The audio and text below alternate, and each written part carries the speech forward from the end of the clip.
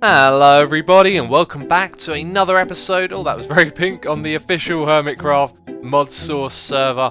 Are you ready for some Modsauce? I am ready. I've just been reading all of the comments. You guys are absolutely fantastic. We are down here in the storage area, by the way. I've dug out all of this area. This is where it's going to be built, and it may look like, going to be a very big project. Well, most of the space that I've cleared out here is for the structure itself. The storage system probably won't take up a lot of physical space.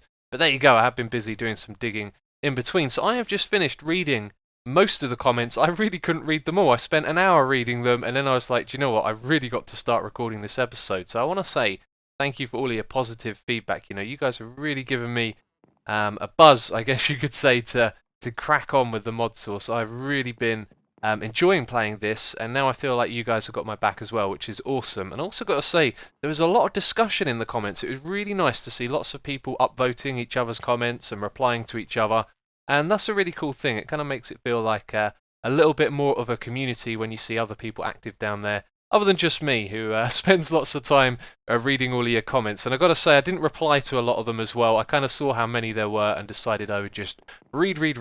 And you guys have given me a ton of confidence in what I'm doing, and I do really appreciate that. And look at this. This place, it looks awesome. I love it. So, from your feedback, there are a couple of things I want to mention. First of all, the dirt down here on the floor doesn't look that great. I think a few of you are pointing out that it looks a little bit overdone. Maybe one or two on each side would probably look good, but we've got quite a few of them and it needs to be changed, which we will do later because you guys have been suggesting something called collapsible blocks, which we're going to get to later on because we've got other things to do first of all. And there is one more thing that I'd like to mention. If the audio sounds slightly different, just listen out for it this episode. Listen to my voice and you should hear audio cut-offs. Now, a couple of you pointed this out. This is because I created a template for editing all of my videos. And what I did to my voice track is I added a noise filter. So when the noise drops below a certain decibel level, it cuts off the audio completely. And I think the idea is to cut out some background noise, but there really isn't any background noise to cut out. So it might sound a little bit strange. Let me know what you think about that. Leave a comment down below because I'd like to get some feedback and be able to make up my mind. So what else is there for us to talk about at the moment? We're going to start building this in a moment. Actually, what we're going to do is jump onto my new test world first of all. And here it is. I decided to get myself a server, and my friend Mousy set up a plot world on here for me and the Hermits and some of the friends from my server to play on. And I'm really excited about this because one of the important things about building, and it's taken a long time to log in, it always does that, is being able to have a creative environment in which to just kind of focus on the building itself and not be hindered by the game. So I was doing this in a creative world, and I decided, playing on a server with other people is awesome. This is Mousy's plot over here. I like the way he's put his name down there on the ground because you can see it in the top right corner on the minimap. That's awesome. Yeah, so this plot world is, I think it's going to be a lot of fun because as you can see, I've been setting up all of the blocks from Chisel so I can come on here and play around. And this is how I did all the designing from the previous episode. I spent a lot of time looking at all the different block textures and thinking about how I could use them, and it made it really easy to just build. And so now what I can do is fly over to this place, look at all the block types and just pick them out with the middle click button. I can go, I want to build that one with that one, and I'll have some of that and some of that, and it's just going to make life so much easier. But one thing I mentioned just a moment ago was collapsible blocks. In fact, one thing we could really do with is the hammer, I think. I still haven't played around with this fully yet. I think the hammer is useful with this. Anyway, collapsible blocks. This was kind of a little bit confusing at first. I placed one down, and you can see it's kind of got these slopes around these edges, but not on this side. And so I place one next to it, and look at that. It goes up and up and up. And actually what it's doing is it's going to the nearest block. Now what I did is I kept putting this in different places. Like I'd go further away from the blocks, and then I'd head closer towards them, and they would always meet up. Oh, we're walking on top of this one. Oh, that's funky. They would always meet up with the block like this, which I thought was a little bit strange because I was trying to go above the block. And what I found out is they seem to kind of, I don't know how you describe this, but you'll see exactly what I mean. We're going to place our first one here. Well, I wasn't expecting it to do that. Let's go over here. There you go. You can see the slope is a lot more steep, and it goes straight to the height of this block, which is just fascinating how that works.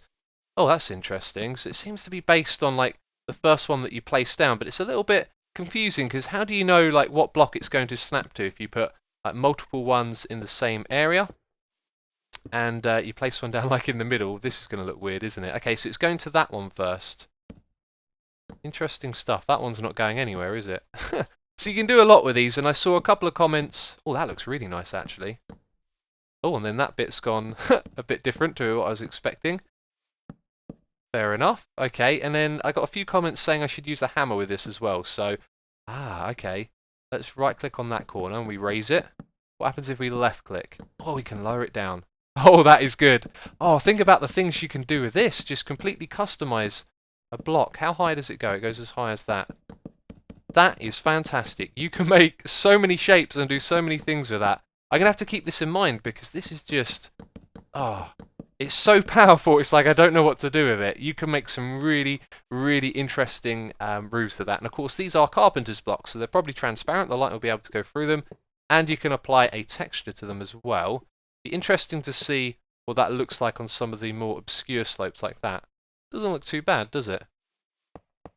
I really do like that. The building possibilities in this mod pack are just endless. Oh, that is a really awesome block. So that is the collapsible block. You can craft that. We click U on this. No, that's the wrong one. R for recipe. There we go. So 9 carpenter's blocks like that will give you 9 of these, and they are just ever so powerful. And I've got to keep this in mind. Oh, we could use it to make like non-flat slopes. If we put down, let's just do this quickly. If we put down a few like this, just... and then hit it with a hammer a couple of times in places. Oh, this is going to look so cool. Let's put down a few more.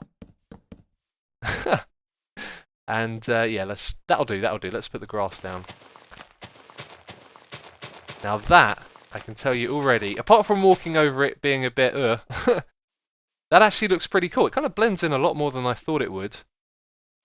But that is just awesome. I'm rambling on again. These mods are just so awesome, and yeah, I'm just rambling away. So let's get back onto the actual Modsauce server, and we'll start work on that storage room. Okay, are you ready to see it? Let's turn around and have a look. Not the most spectacular of things, is it? But I like this design. It is really nice. I especially like the roof here. But this took me some time to build. Do you want to know why? I made a horrible calculation error. I built this room too low. And so I built it once, had to tear it down and build it again at the correct height. And yeah, also this bit up here is something to talk about. The glowstone with the stone around it looks nice. However, with the glass there, which I didn't do really in the test world, it does look a bit off. And what I was thinking we might be able to get away with is another layer of glass, or maybe even make the glass 3 deep. And hopefully this thing doesn't need an air block. In fact, I don't think it does need air blocks between it to go down. In fact, we can even test that right now. In fact, I think I've already tested this before, but forgotten. So let's find out again. Can we go through blocks? Yes, that is amazing. Okay, so we've probably found a solution for that problem over there. That's awesome.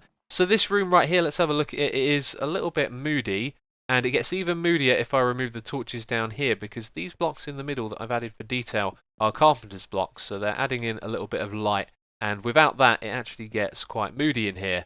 Another thing is we can also move the torches a little bit closer so it can be a bit brighter at the floor, but I think the light levels is something we want to focus on, get a bit of mood in this project, because we don't have to worry about mob spawning because of the magnum torch which we have up the top. So, the deep storage on either side, let's talk about this. This design over here I think looks the best, but the problem is we want to break up this hallway every so often with a pillar and kind of segregate the different sections. And so by doing it like this, it means that there's going to be space that's wasted in between. And these things are only 2 high as well. I did try and do this 3 high and 4 high, but it just felt like it took up too much of the wall to look nice.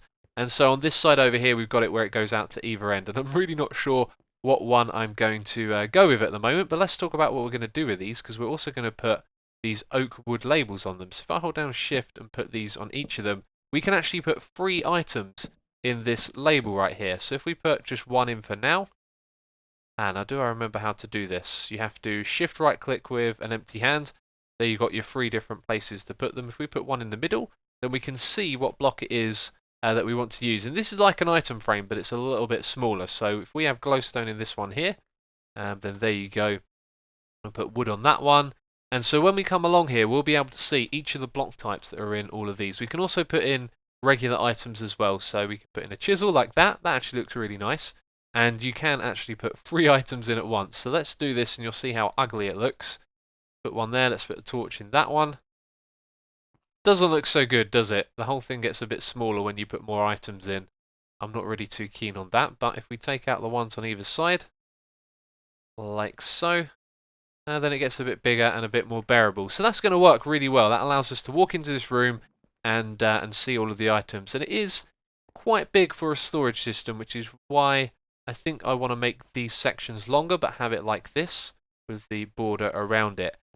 So I'll probably build another one of those. Another thing I want to point out, by the way, is these slopes and the texture on them. They work in any direction. However, this one at the top is direction specific. So when we build it facing in that way, the ceiling is probably going to look a little bit off. But I have had some other thoughts for this project as well. The part of the room that goes in that direction, I think, is going to be the one that's the main storage area. So we put cobblestone and wood and all of the more common materials that we're going to need in this area, and we also have some other types of storage as well. In fact, I'm probably going to build that next. But the other reason I want to have it on this side is because we have another elevator block over here, and I thought it'd be a good idea if you could hold shift here to get into the storage area as well, and then you get into the part with the most common materials that we're going to be using. So I'll probably build this section next because it's going to have something different in it as well. We're also going to have some chests as well as the deep storage units. And like your stuff, that's from where I died when I was in that dungeon a couple of episodes back. And I haven't even designed the room in the middle, which is really just going to be the floor because it's going to be very open. So there are a few things to do, but you can see where this is going. So let's do this bit next. Let's do the bit going all the way over to the other elevator block, and I'll add in some chests and things like that as well, and I'll show you what I'm talking about. If there was one thing I did not anticipate, it was how long building all of this was going to take. This is the other corridor that goes down to our second elevator block. And I haven't done the bit down here because I'm kind of struggling with it and figuring out how it's going to work. So I wanted to show you it before we try our first thing with this. But this bit over here is exactly the same. Same thing going on with the light below and the ceiling. However, these blocks are rotated in the different direction. Can't remember if I actually talked about that or not. Don't think there's a way to rotate it, but you know what? It doesn't look too bad. If we look at this one over here, it definitely looks nicer when it follows the pattern. However, when it's different, it doesn't really look off or odd or like it's not supposed to be like that, which is good. So, I think I tried to talk a little bit about how we're going to implement chests. Every so often I want to break up these rows like this with chests, and this is how it's going to work. We're going to have 2 columns, a bunch of iron chests, and some glowstone behind it. And of course I want to hook these up to the system, so there'll be a pipe pointing into that or something like that. But there is something that I wanted to do with these chests, which I really don't know if it's possible. I've been asking some of the hermits, but sometimes in vanilla what you'll do is you'll store your items in a chest like this.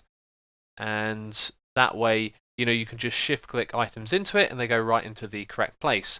Now the thing is, when you double click to get a bunch of items out of there, and that was me failing to double click. In fact, I'm not sure what I'm trying to do. There you go. It takes all of them out. So I was thinking it'd be really cool if there was a chest or something special in the mods where you could do something like this. So if you've got any idea or know of any block that could do this. And with the magic of video editing, we cut out my rambling and I can get to the point. The reason that we want to do this is so that we can have a large group of items, you know, in one place. So we could have all of our redstone items in one chest rather than in tons of these things right here. And DMAC's been over here hanging out with me. I've finished this bit of the room over here. Doesn't it look lovely? It looks really good. Gotta say, I do like how that looks. There is a little bit of an oddity over on this side, you can see, and that's just where I guess this room right here is slightly bigger and different from this style, and it just joins up over there. You can see that's got 3 of those and this one has 2. That's because it's extended a little bit in each direction. I'm sure all of that makes sense. Anyway, DMAC was showing me some things, so we've made some good progress over here. So first of all, we've got the sorting pipe. Now this type of pipe, when it looks into an inventory like a chest, if there's empty spaces, it doesn't put items into them. However, if there's, you know, an item in there, then it'll put the other ones into it. And I don't know if there's a stack of a particular item, if it will then put more of that item in. We'll have to test that out in a moment. That's something to consider. But this is going to be our best friend because it means we can make chests over here for, you know, different types of things like redstone, like I mentioned a moment ago. And it will put any of those items we chuck into our ender chest into the correct chest, provided that we organise things correctly. So that is awesome. This one over here does something similar as well. This is a mod sorting pipe. So again, it will check inside that particular chest, and if it sees that it's got, you know, a carpenter's block in here, then any type of block from carpenters can go in there. And thinking about it, that would mean that another type that's a different block could go in, so it could take up an empty space, which would make me think that if it's not mod specific like this one, then maybe it would put the same items into empty spaces. But we're going to find out in a little bit. We're now going to move on to actually setting up this storage system, and my oh my, is it going to take us some time. I have spent a ridiculous time putting all of this together. The mod source is absolutely crazy to play. This thing over here, by the way, is something else that DMAX showed me. It's from the extra buttons mod. It is a toggled button. So right now it's toggled on, so it's giving a redstone output constantly. So let's press this button and find out what it does. That's right, little drawbridge there to get around to the back. And do you know what we can actually do? We can give this thing its own texture. Now I don't have the one that I want in my inventory at the moment. For now, let's just, I don't know, let's just give it stone. So if we open this thing up and put stone there, then it is a little more discreet. I quite like that. I might put a fancy block there, or maybe something that emits light. But there you go.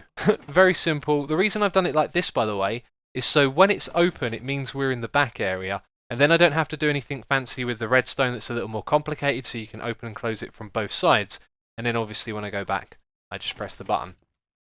Okay, so around the back here is the cable, or the pipe, the transfer pipe that goes around to our deep storage units. I'm going to take out the most common materials we get from our quarry and put them on this side. They may not be the things that we craft with the most, but I think it's a good idea to have them here. Cobble, dirt, gravel, all those other things that we get out. And then maybe down here we'll have ores along this bit. Not 100% sure, I'll figure it out as we go along, but it means I've got to go to the mining dimension, which we're going to do next, and kind of invert the setup we've got there. We're going to put transfer nodes on the deep storage unit, send it to this one right here, and this transfer node at the back could do with a upgrade actually. I only have the stack one, but that'll definitely help with the speed of it before I make my way back here. And I've got another little idea after chatting with DMAC, which I think would be really cool. We've got to put it there, right? Yeah, that's the way. These ender pouches that I have, I think what we should have is one for each different type of thing. So we'll have one for our building materials from a project, we'll have one for tools, we'll have one for redstone, etc, etc. And then rather having a chest here that will also have a sorting pipe like this one over here attached to it, rather than it being its isolated thing, it will actually be an ender chest, and then we have an ender pouch equivalent. So wherever we go, we could open up a single ender pouch. That one could have all of our other ender pouches in, and then we get access to our tools, our redstone, other little things, and it's all hooked up to the system. So whenever we chuck items into this chest, it will actually go into the other ender chests, which we can then access from anywhere in the world in our ender pouch. That is just amazing right there. It's going to make sorting and things like that so simple. When we're doing a redstone project, we just chuck everything in to this ender chest or ender pouch, and then it goes into the correct one, which we can then put it out from our inventory again. And I think that is awesome. And I could talk about this stuff all day, but I'm not going to. We're going to go over to the mining world now and start transferring these items. And here we are. What we're doing is actually really simple. We're just reversing the process. These now all have transfer nodes. They have 9 speed upgrades, and one of them has a stack upgrade as well. And I was just thinking, there's so much stuff pumping into this ender chest that it's not going to be able to keep up. But then I realised, of course, the other world isn't loaded at the moment, so nothing is coming out of there anyway. But we do need to speed up the transfer node on the other side, so I've made some more speed upgrades, which are going to make a big difference. But we're now moving over our limestone, our marble, our obsidian, and our coal and redstone as well. And I think most of those are going to go in that first section, but after we do all of that, we're going to move the ores into the next section. I was thinking maybe in the future we'd probably automate that so it goes into some sort of processing plant, turns it into ingots, and then puts it in that area, because I want to have the ingots and stuff for crafting in there as well. But there you go. It's going to take me some time to transfer all of these items. Do you want to know why? Because we have around 500,000 cobblestone stored. This could really take some time. Hopefully it won't. I've been playing this a lot today as it is, but I guess we'll find out soon. So I'm travelling around doing stuff and things, as you do, and I noticed this guy. He's been hanging down here every time I come around, and then I noticed, wait a minute, that guy's got a gravel block. He had dirt before, and then on further inspection, there's a dirt block here that wasn't there before. There's one down the end there. There's another one over there. This guy's just been hanging out in this area, and for some reason doesn't want to leave. I don't know why, but I'm going to keep my eye on him because, as I said, every time I've visited here, he's been hanging out. So it'll be interesting to see how long he stays down here for. And speaking of Enderman, there's a giant one of spawn. Of course there is.